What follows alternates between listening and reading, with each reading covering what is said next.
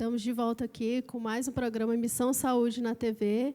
Né? Você que chegou aí agora, fique ligado, porque nós estamos hoje aqui com a doutora Daniela Casanova e discutindo aqui um assunto super interessante, e nós já estamos no último bloco aí, e ficou a seguinte pergunta para ela responder agora. Tem um caroço, o que pode ser, o que fazer? Sim, a maioria dos tumores de cabeça e pescoço são relacionados a nódulos, a caroços no pescoço, né? Então, primeiramente, vamos explicar sobre o mais comum, que é a tireoide. A tireoide, diferente do que muitas pessoas pensam, ela fica na parte inferior aqui do pescoço, né? Então, se for nessa localização, pode ser relacionado à tireoide.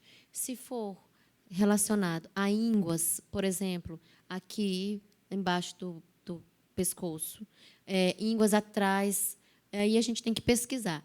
Cada local de uma íngua, geralmente, ela é relacionado a alguma doença de um local específico. Então, dependendo da posição do caroço, a gente vai ter que investigar qual é a doença mais comum que está causando ele. E, doutora, nós vimos que a sua especialidade trabalha muito bem com a especialidade do Dr. Wilde, a endocrinologia, mas outras especialidades, a exemplo de psiquiatria ou até a cardiologia, também ele encaminham pacientes para fazer avaliação, porque tem uma preocupação muito grande nos consultórios, na parte da clínica médica, por exemplo, que eu faço, pacientes que tratam de esquizofrenia, fazem tratamento de uso de antihipertensivos e são encaminhados algumas vezes para fazer a avaliação na sua especialidade, pensando em ter que operar de tireoide, por exemplo, para compensar essas outras patologias. Tem algum encaminhamento, alguma relação da sua especialidade com esses pacientes que tomam essas medicações e precisam operar? Sim. Por exemplo, os pacientes que têm o hipertiroidismo, né? Primeiramente, o primeiro tratamento não é a cirurgia. É até tentar tratar com medicação, né? Geralmente é o endocrinologista que faz esse tratamento. Por exemplo, quando a gente já vê que já tem um nódulo na tireoide, bom, se a gente tratar cirurgicamente, a gente pode tratar tanto a questão do nódulo quanto a questão do hormônio, né? Já fica mais fácil. Aí, no caso, a pessoa não tem nódulo, ela tem o hipertiroidismo, já pode tentar tratar com iodo radioativo, por exemplo. Então, quando o paciente está descompensado, esse paciente que tem o hipertiroidismo, por exemplo, é um paciente que pode ter aceleração do coração, o paciente fala que ele tem uma palpitação, que ele tem uma batedeira. Então, o paciente pode procurar o cardiologista. Mas, na verdade, pode ser um problema relacionado à tireoide. E, quando compensar esse hormônio da tireoide, caso tenha indicação, é o paciente candidato à cirurgia. Relacionado também à esquizofrenia, depressão, a gente tem que pesquisar outras doenças. Por exemplo, depressão, sempre tem que ser pesquisado o hipotiroidismo, que pode ser uma causa de depressão também. E, às vezes, a pessoa fica anos tratando para depressão, quando, na verdade, era um hipotiroidismo que não foi diagnosticado antes. Daniela, 10 anos atrás era difícil até de a gente fazer TSH e T4 livre. Hoje não. Hoje os laboratórios aí na cidade fazem, e se tiver kit, eles fazem até no mesmo dia. Então, isso é uma evolução muito boa para a cidade de Marabá, sinalizando que o telespectador hoje não precisa ir aos grandes centros. Na maioria dos serviços da medicina, a medicina tem avançado a Marabá a tal ponto que a gente não precisa estar encaminhando o paciente para Teresina ou para outra grande capital, porque a gente resolve, e você é a prova disso. Né? A gente tem um cirurgião de cabeça e pescoço hoje na cidade. É muito comum a gente ver situações de nódulos que já foram confirmados como câncer e que você operou, mas precisa de um suporte. Hoje, Marabá, a gente dá o suporte para você conseguir desempenhar seu trabalho completamente.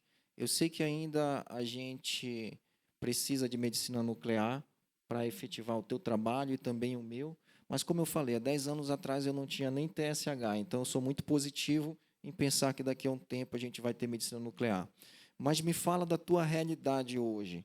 Hoje você tem que caminhar um paciente para fora por conta de suporte, ou você, em 90%, 80% dos casos, você quem vai dizer, você consegue desempenhar teu trabalho bem aqui em Marabá? Marabá te dá uma estrutura?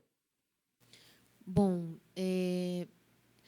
a maioria dos problemas de tireoide, falando especificamente para a tireoide agora, é o tratamento cirúrgico. A gente consegue realizar aqui sem problema nenhum. Caso seja câncer e esse paciente precise fazer o iodo radioativo, que é em clínica de medicina nuclear que tem, esse paciente precisa ser encaminhado, porque aqui em Marabá não tem medicina nuclear. Caso seja um outro câncer, agora sem ser de tireoide, um outro câncer, por exemplo, um câncer de língua, um câncer de laringe, que é a garganta, que a gente chama, esse paciente pode fazer o tratamento cirúrgico aqui.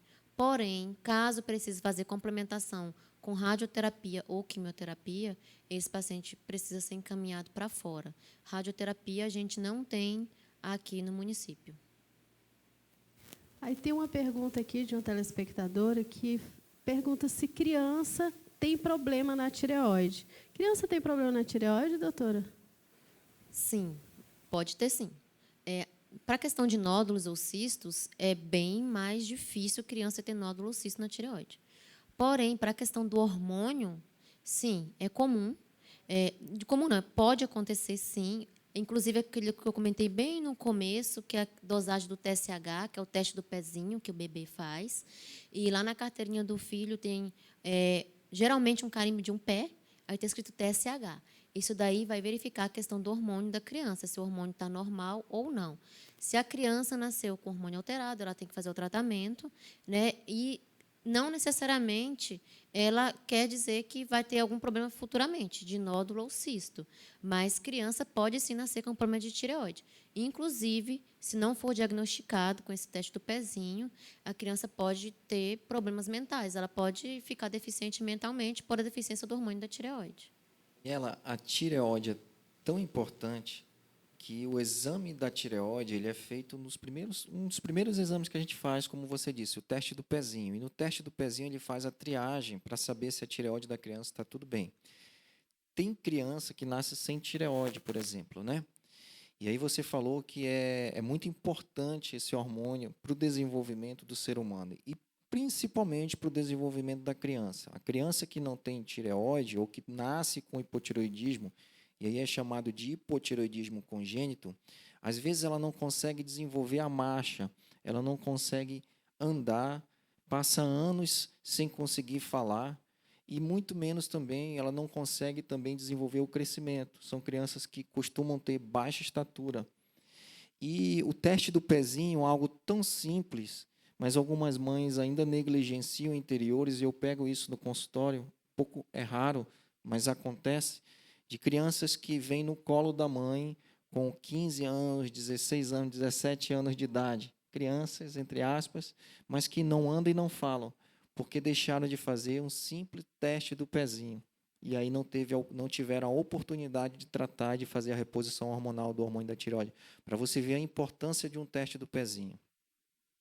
Sim, outro problema que pode ter também, na verdade, a criança nascer com a tireoide e a tireoide está numa localização errada, né? A tireoide, a localização dela é bem aqui na parte inferior do pescoço, porém ela pode estar na língua ainda, porque embriologicamente falando, na barriga da mãe da gente, a tireoide é na língua. E ela vai percorrer esse trajeto até chegar aqui na frente do pescoço. Então, algumas vezes, a criança pode ter uma tireoide sublingual, que a gente chama, em outro local, e essa tireoide também não funcionar adequadamente. Então, reforçando o que o doutor falou agora, é sempre importante não só fazer, como buscar o teste do pezinho, né? Porque quando eu atendo criança, eu peço o teste do pezinho, eu peço para ver a carteira da criança e falo assim, não, doutora, ele fez, mas nunca peguei o resultado. Ok, doutora, viu que o assunto tireoide vai embora, né? Uma pergunta que também é muito frequente, que o nosso telespectador acredito que esteja curioso, uma vez tendo operado a tireoide, eu preciso operar novamente? Tem situações que precisam. Pode? Bom, depende. Por exemplo, a pessoa tem nódulo de um lado da tireoide. Então, como nós vamos fazer? Sendo benigno, nós vamos tirar esse lado da tireoide que está com o nódulo. Aí a pessoa operou isso há 10 anos e agora ela tem um nódulo do outro lado da tireoide. Então, se for o caso, tem que ser operado também, retirar o outro lado da tireoide. Lembrando que, quando a pessoa tira a tireoide, a pergunta é, Mas como eu vou viver sem a tireoide? Bom, quando faz a cirurgia da tireoide, tendo tirado um lado, há uma grande probabilidade da pessoa não precisar tomar hormônio. Mas, quando der 6 a 8 semanas da cirurgia, a gente colhe o exame de sangue e vê como é que está o hormônio. Se estiver normal, quando opera um lado, por exemplo, não precisa repor. Claro que isso tem que ser examinado frequentemente. E, caso tire toda a tireoide, também com 6 a 8 semanas depois da cirurgia, a gente faz o exame de sangue. Então, a pessoa vive sem tireoide. Claro que tomando uma medicação que é controlada que eu digo que é feito o exame de sangue frequentemente para a vida inteira. Aí, dando continuidade ainda a esse assunto da tireoide, tem a seguinte pergunta. As doenças da tireoide são hereditárias? Né? Elas passam de pai, de mãe, para o filho? É uma pergunta aí que eu também acredito que de várias pessoas, né? E até lá da minha família também, que tem muita gente com problema. Meu pai já fez cirurgia, já retirou, e ele também faz essa pergunta para você. Bom, pode ser hereditário, não quer dizer que vá ser. Mas, por exemplo, falando pessoalmente, eu tenho uma tireoidite, que é uma inflamação da tireoide, a minha mãe tem, eu tenho uma irmã gêmea que tem, meu irmão tem. Então, essa doença é hereditária, todos nós temos. Não quer dizer que vá ter, mas se alguém da sua família tem problema de tireoide, a gente sempre tem que ficar de olho, fazer um exame para a gente confirmar se tem ou não. Em relação a nódulo, também pode ser que tenha, né? Tanto que é comum a gente pergunta, tem alguém na sua família que já operou de tireoide? Sim, a minha mãe, a minha irmã já operou de tireoide, vários membros da família. Em relação a câncer, tem alguns cânceres que são genéticos. Então, pode ser que também tenha outro familiar. É claro que nem todos os casos vão ser genéticos, a minoria que é. Mas sempre tem que ser pesquisado quando tem um familiar. Inclusive, quando eu tenho um paciente com câncer de tireoide, eu peço para os familiares fazerem ultrassom de tireoide também. Daniela, fala um pouco para a gente do como deve ser o segmento pós-cirurgia daquele paciente que teve câncer, foi confirmado, você operou, e alguns pacientes eu sei que esquecem, né? Acham que estão curados e abandonam o consultório, não aparece mais.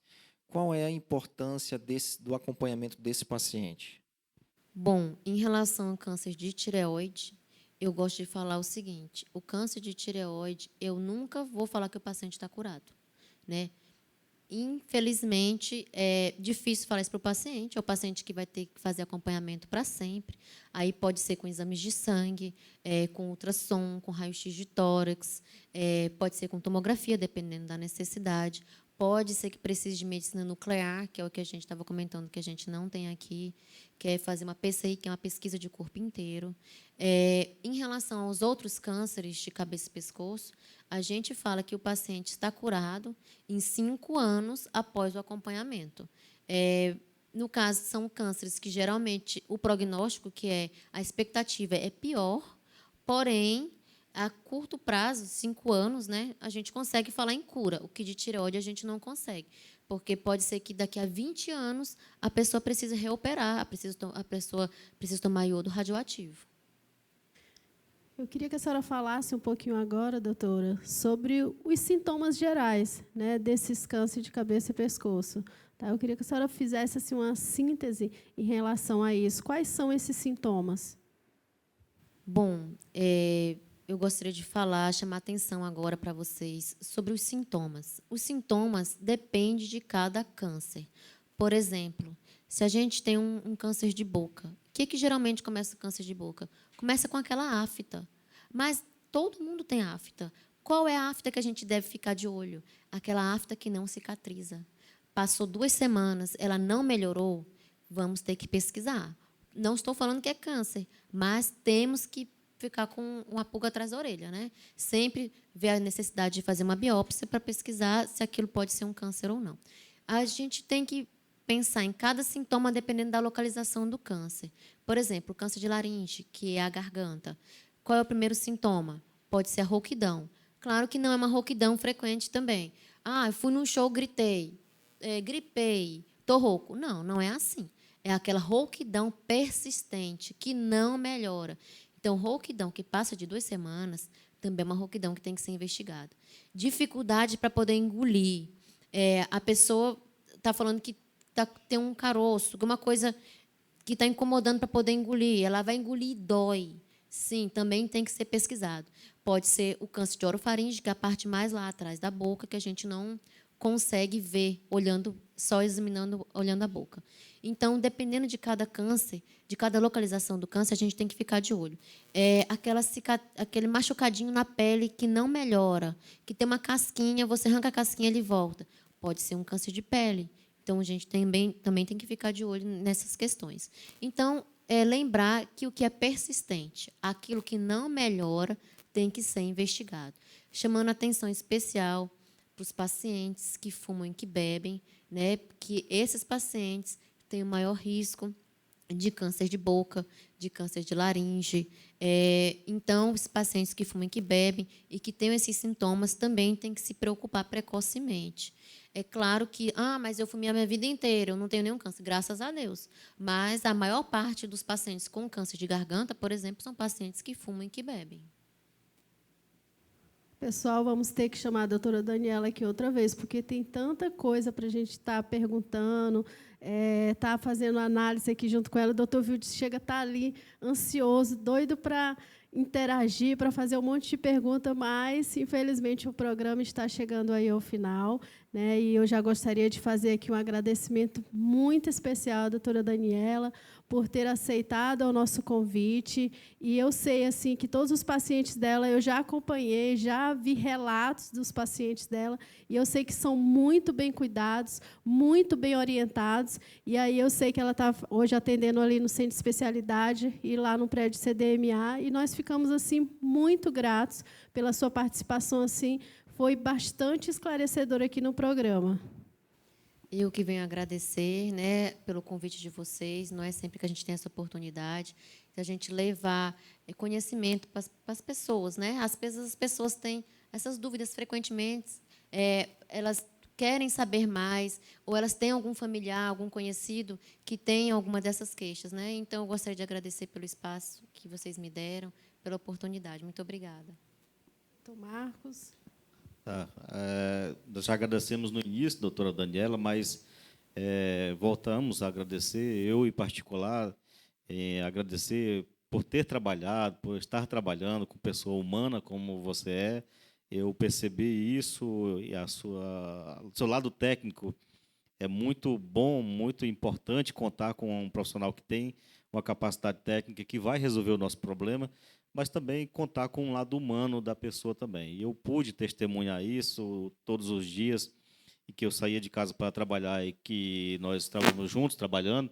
Eu fiquei feliz de saber que temos profissionais humanos, tá? Que preocupam-se com a ética, preocupam-se com a técnica, mas também preocupam-se com o lado humano do paciente. Então, isso eu posso testemunhar e ser grato por ter conhecido pessoa tão preocupada com o lado humano, de tanta capacidade, como o doutor Vilde falou, é a única cirurgiã de cabeça e pescoço que nós temos aqui em Marabá e região, tá? Não é só em Marabá, e saber que a população marabaense e da região pode contar com o seu trabalho também. Muito obrigado por ter vindo no programa conosco.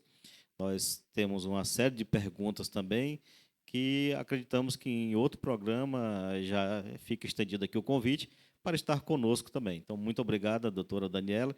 Parabéns aos pacientes que já a procuraram e que certamente foram bem atendidos, tá bom? Muito obrigado, doutora, pela oportunidade de perguntar e de ter a sua presença aqui no programa também conosco.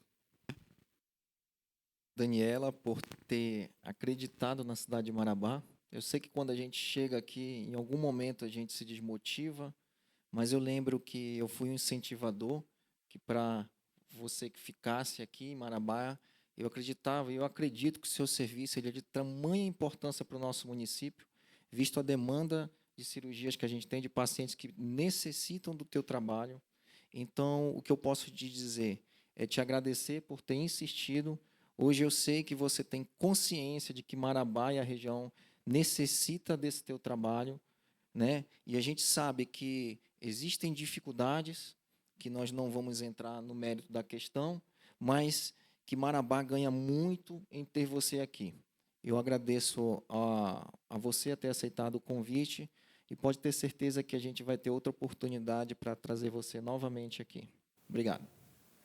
E não esquece de baixar o aplicativo Missão Saúde, tá? Vai lá, baixa o aplicativo, participem do fórum, façam suas perguntas, interajam lá no aplicativo. Então, vou dar o tempinho aí para você estar baixando agora. E também fazer parte aí, acessar o nosso Instagram, que está passando aqui embaixo, mandar as perguntas também, tá? E nós estamos aí. Fique ligado, Missão Saúde na TV.